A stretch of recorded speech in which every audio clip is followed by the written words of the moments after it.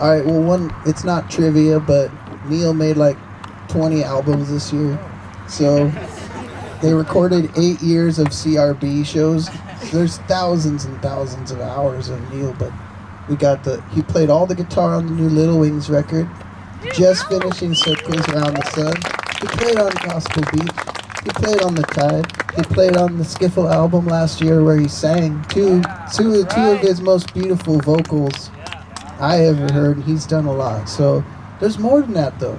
He's doing some other things, making some more records than that. So we got a lot of music and we're all going to keep playing, that's for sure. So yeah, Brent, you want to come up, man? This is Mr. Brent Rademacher. We played first when Beachwood Sparks together. Neal jumped in with us in 2001, opening for the Black Crowes on a full U.S. tour, and we were set to play the Greek Theater on September 11th, 2001. So that was the tone for the whole U.S. tour we did following. It was a real trip, and Neal's presence was insanely awesome. We love Neal. We just want to, all the friends that were in the water, all of Neal's friends. I couldn't believe, I stood up on the parking garage and just looked out.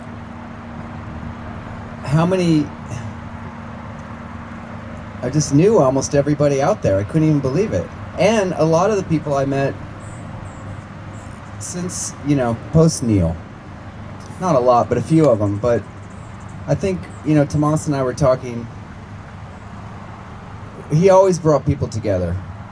Anybody I ever introduced Neal to, he was either in their band or staying with them, having dinner with them, traveling with them, helping them during their troubled times. He was a real friend. He wasn't just a guitar player. He was a real honest to goodness friend. I have so many specific stories. I want to share this one. I'll try to keep it brief, but when you're in a band, you got your people at the shows, and they're, you become your friends. You see him at a few shows, and there was this one, he's not here, and he's actually a surf buddy of Neal's, Michael Sabota. I casually introduced them once at a show, and Michael was a fan of Neal's solo record, Fade Away Diamond Time, and all the records after that. So he just knew Neal, and he's also a Beachwood Sparks fan, so he's like, wow, how'd you get Neal Casal in your band? I was like, I don't know. He let me stay at his apartment. He gave me his apartment. The first week I met him, he said, hey, how you doing, man? I'm like, oh, I'm living in my van. He's like, oh, here's my keys. I'm going on tour. I'm like, what? This guy Neal Casal just gave me his keys to his apartment. He did that to me too. I lived in his apartment while he was on the road. What, the Los Feliz one? Highland Park.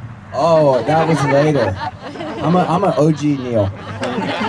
I started looking through his video cassettes. I found this advanced copy of Curb Your Enthusiasm. It wasn't out yet. Neal was in the industry, so he had access to this shit. And I watched that show. I was going through a really rough time, but that was the most hilarious. It was just great to see that show, and I didn't even know what the title was. It was kind of like an advanced cassette, but the story with Michael is that Michael, he was a fan, a friend, is a friend. I introduced him casually. I said, this guy's a fan. Neal waved, how you doing, shook his hand. That was it. Just last week I learned that they had become really good friends, very close. And Neal helped Michael through his divorce, and it was hitting him really hard. They would meet up at shows and surf spots. Neal invited him down to San Onofre when he was feeling really bad, said, bring your wetsuit, I got boards. He drove all the way down from Santa Cruz, met Neal at Sano. They surfed, had a great session, came out of the water. Neal opened his truck, opened a cooler, put out 2 Sapporas and 2 sandwiches, and said, let's eat. And that was I just learned that story, and it just speaks to the kind of man he was, the person he was, the human he was. It's like Dave was saying, he's a rock star, he's a real guitar god, a real amazing person up on the stage in the studio, flawless musician. You don't even know the records he sang on. George DeCoulius would hire him to sing behind all your favorite singers that you think are great singers, but like it's Neal behind there and playing. But he was so much more than that. He was like a real caring human being. And I'll just say this, he was one of the people that in my life that if he was there in the building, then I was so fucking happy to be there. I was just like, thanks guys, I don't know. Thank you, Brent. Does anybody else have anything to say? Nothing. It could be long, it could be short. Hey man.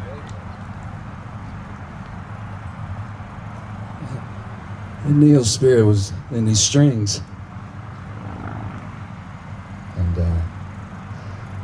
I'd be hard pressed to believe that I could meet anyone in conversation and say Neal Casal couldn't play guitar.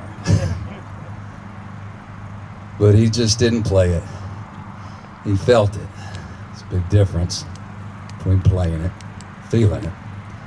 That's what he did for all of us, and that's what he did for people that had the opportunity to see him play. He floored you, is what he did. So in an unvain way, I'm going to play something in spirit form, or my best spirit form, while we're here on this planet. Okay, all right, cool. And it's not up to pitch. It's not 440. I know that. I don't know what it's at, but it's a bit of symbolism in a sense of how difficult and trying life can be for all of us. We all can't resonate with this pitch, man. So.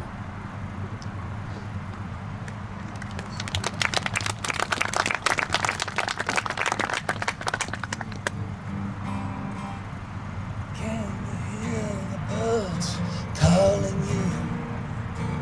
Throw away life.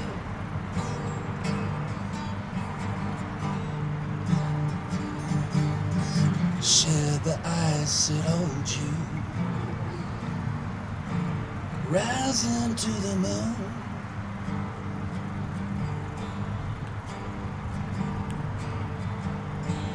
Emotional love, it's no comparison to any other. Touch me, feel me, breathe me, made me lose all time.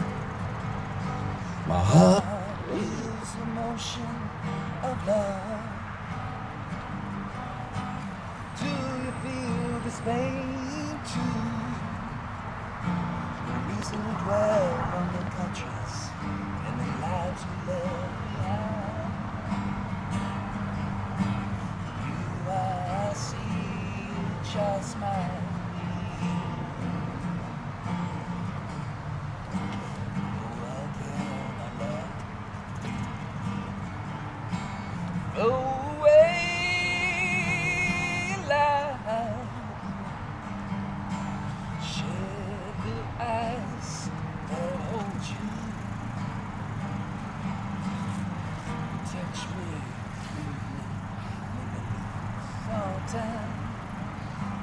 Heart feels emotion of love, ooh, love.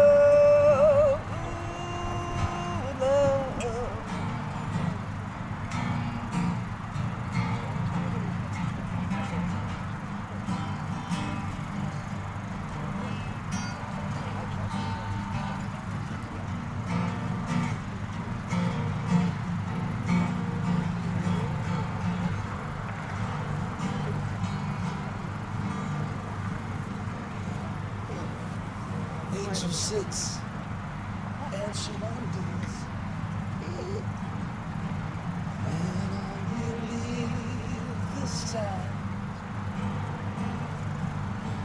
Show you a star I believe you want to hold on to. I believe you want to to hold on to. Oh, again, I love you. Oh, again, I love you.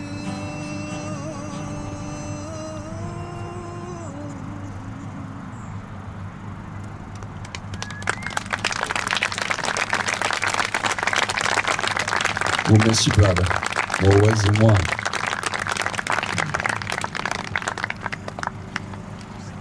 All right. Does anybody else have something to feel like saying? Okay, come on up.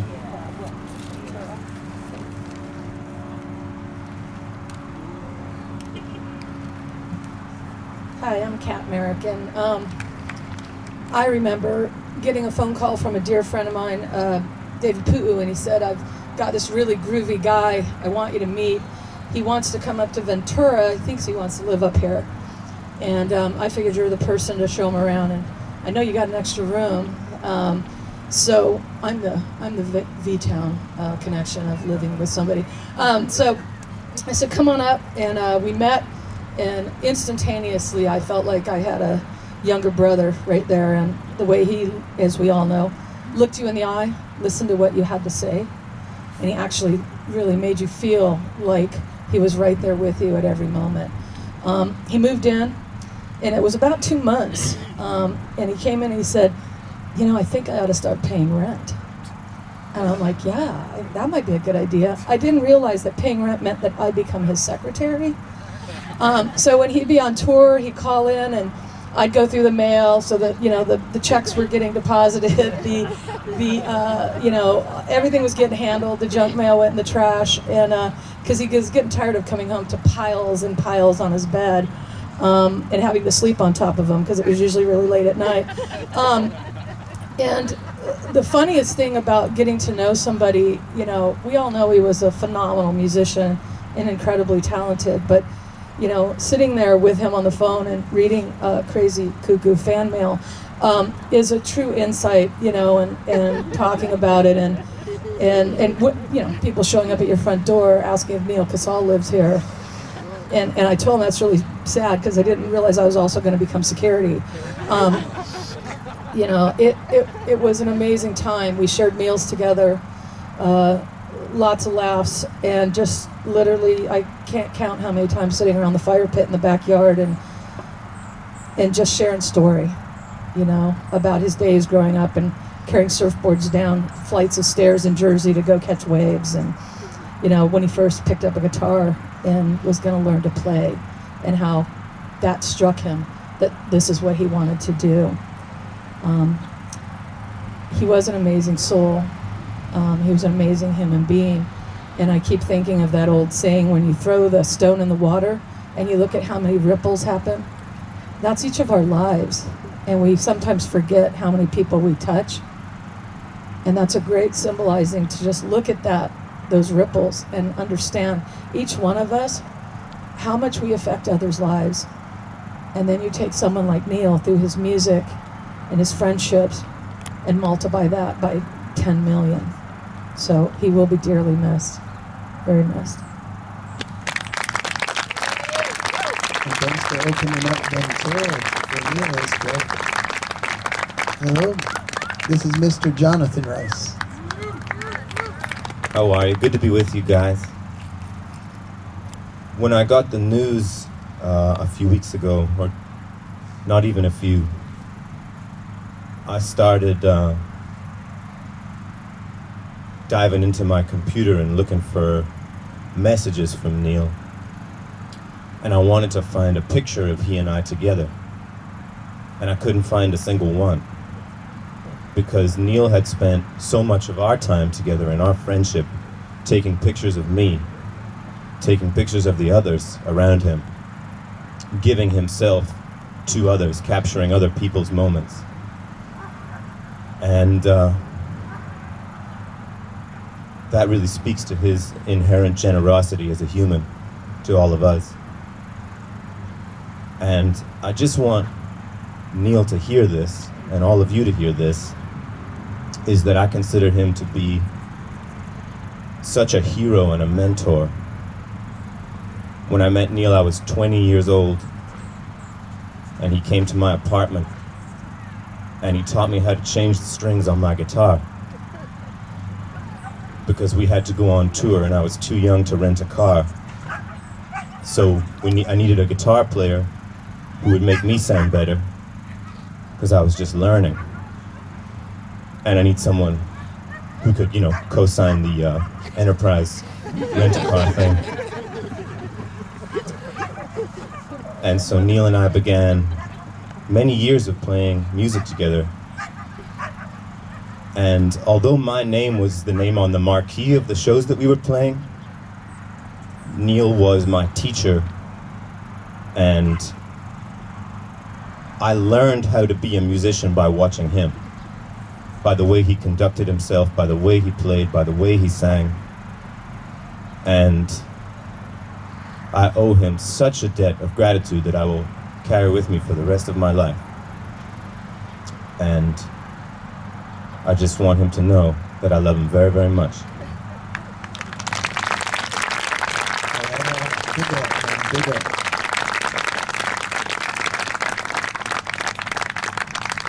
Mr. BK Broiler, Ben Knight is stepping to the plate.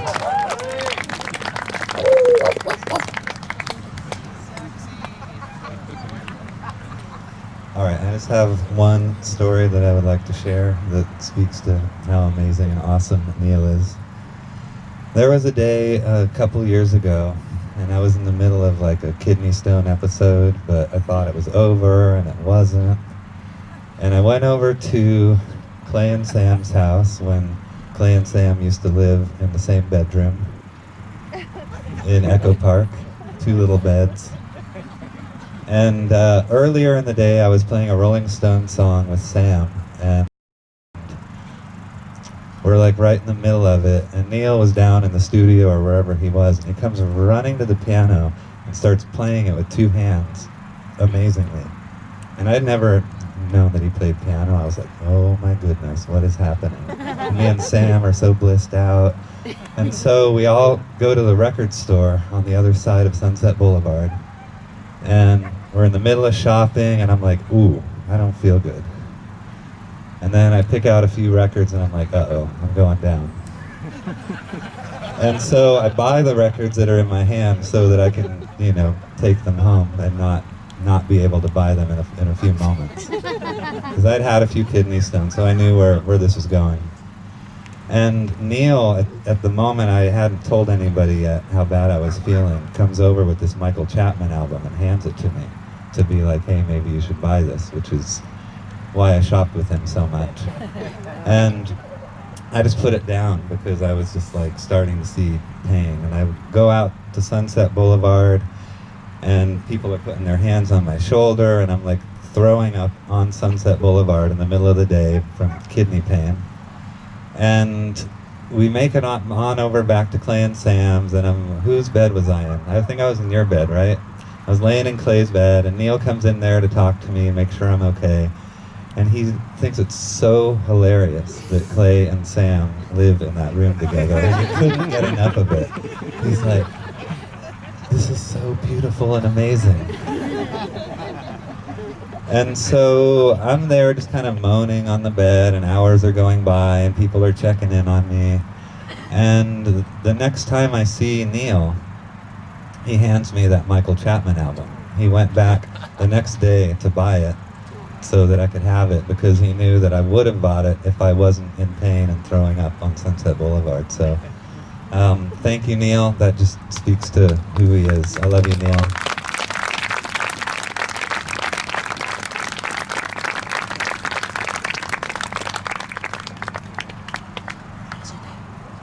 Anybody?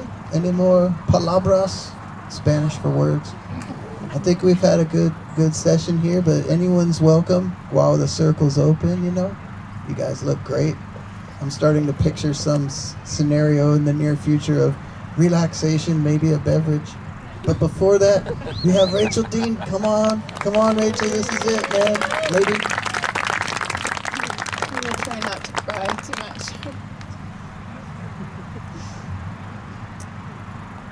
Neal had such a special way of finding everybody's paths for them. He could tell what you were good at, even if you were a little insecure about it.